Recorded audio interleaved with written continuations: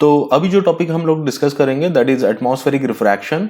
और atmospheric refraction की वजह से कुछ इंटरेस्टिंग फिनोमेनन होते हैं, और वो क्या क्या है उसको देख लेते हैं एक बार। First is apparent position of the star, second is twinkling of star, and the third one is early sunrise and delayed sunset। तो ये तीनों को अभी हम बारी बारी से देखेंगे और ये क्या होता है और किस वजह से होता है।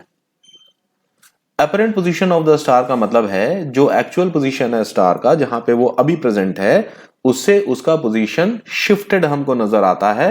वो क्यों होता है? क्योंकि जो लाइट स्टार से अर्थ की तरफ आता है, जब वो स्पेस में आता है जहां पे कोई एटमॉस्फेयर नहीं है, वहां से तो स्ट्रेट आएगा, लेकिन जैसे ही वो अर्थ के एटमॉस्फेयर में एंटर करेगा वैसे ही क्या होगा, वो ग्रेजुअली बेंड करेगा। क्यों बेंड करेगा? क्योंकि अर्थ के जो एटमॉस्फेयर है उसके अंदर कई सारे लेयर हैं।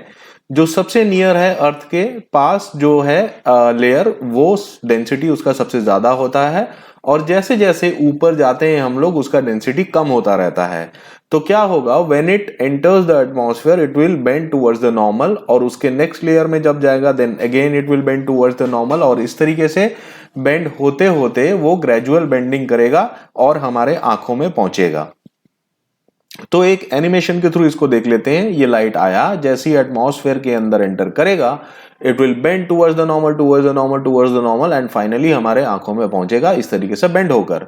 और लास्ट जहां पे बेंड हुआ है वहां से अगर हम टेंजेंट खींचेंगे तो हमको apparent position of the star दिखाई देगा। हमको ये स्टार यहां पर दिखाई देगा कि यहां पर क्या हुआ है, वो शिफ्ट हो गया है अपने ओरिजिनल पोजीशन से। So this is called the apparent position of the star. अब आगे देखते हैं आगे कौन सा फेनोमेनन है। The next phenomenon is twinkling of star. So what is twinkling effect? तो ये पहले हमने देखा क्या है, जैसे ही ये स्टार में से कोई रे ऑफ लाइट आता है हमारी आंखों में तो वो क्या होता है, ग्रेजुअली बेंड होता है। लेकिन ये जो डिफरेंट लेयर्स ऑफ एटमॉस्फेयर है वो उनकी खुद की डेंसिटी भी जो है कांस्टेंट नहीं रहती है, क्योंकि ये कोई कांस्टेंट मीडियम तो है नहीं, कोई सॉलिड मीडियम नहीं है। एयर क्या होता है, जैसे ही टेम्परेचर कम ज्यादा होता है तो एयर भी, जो लाइटर एयर है वो ऊपर चला जाता है और हैवी एयर आ जाता है। तो इसी वजह से एक एक पर्टिकुलर जो लेयर है उसका भी डेंसिटी चेंज होता रहता है, और जिस वजह से लाइट क्या होता है, मल्टीपल रिफ्रैक्शन सफर करता है।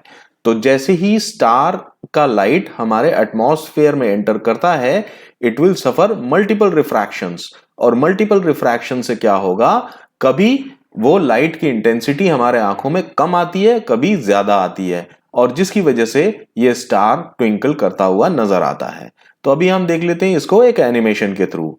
ये वैसे तो लाइट ऐसे ही आएगा, लेकिन अगर हम माइन्यूटली देखें तो जब ये एक एक लेयर में से भी आ रहा है, so due to the change in refractive index of air in each layer और इन डिफरेंट लेयर्स, क्या होगा, it will suffer multiple refractions and due to which the star seems to be twinkling. तो एक बार दोबारा से देखो, और इस स्टार को बेसिकली जब ये ray of light multiple refraction face कर रहा होगा तो इस स्टार को देखना, इसके ऊपर इफेक्ट पड़ेगा। ये देखो, ये डिम हो गया, ये डार्क डार्क हो गया, फिर डिम हो गया, फिर डार्क हो गया। This is because the intensity of light entering our eyes are changing constantly, और जिसकी वजह से वो कभी डिम हो जाता है, कभी क्या हो जाता है, ब्राइटर हो जाता है, और this is basically the reason of twinkling effect. उसके आगे चलते हैं early sunrise and delayed sunset. तो अब इसके अंदर क्या होगा, जो ये सन है जब वो राइज कर रहा है तो क्या होगा, इसके अंदर से जो रेज आएंगी जब वो एटमॉस्फेयर में एंटर करेगा तो वो बेंड हो जाएगा और हमारे आंखों में पहुंचेगा। और लास्ट जब हम उसको टेंजेंट खींचेंगे, जो लास्ट बेंट रे है वहां से टेंजेंट खींचेंगे तो वहां पे हमको अपरेंट पोजीशन ऑफ द सन दिखाई देगा। तो मानो अगर ये होराइजन है, ये होराइजन है, तो जब सन यहां पर है तो हमें दिखाई नहीं देगा ये सन। तो लेकिन जैसे ही ये रे ऑफ लाइट अर्थ के एटमॉस्फेयर में आया और ये बेंड हुआ, ये हमको क्या होगा, ये जो सन जो यहां पर है हमें यहां दिखाई देगा। इसका मतलब सन राइज होने से पहले ही हमको दिखाई देगा। और ये कितना डिफरेंस है, ये 2 मिनट का डिफरेंस है। तो 2 मिनट पहले जो है सन हमको दिखाई दे जाता है ड्यू टू एटमॉस्फेरिक रिफ्रैक्शन। और जब ये सन सेट होगा सनसेट होने के 2 मिनट बाद तक भी हमको दिखाई देगा due to the same phenomenon.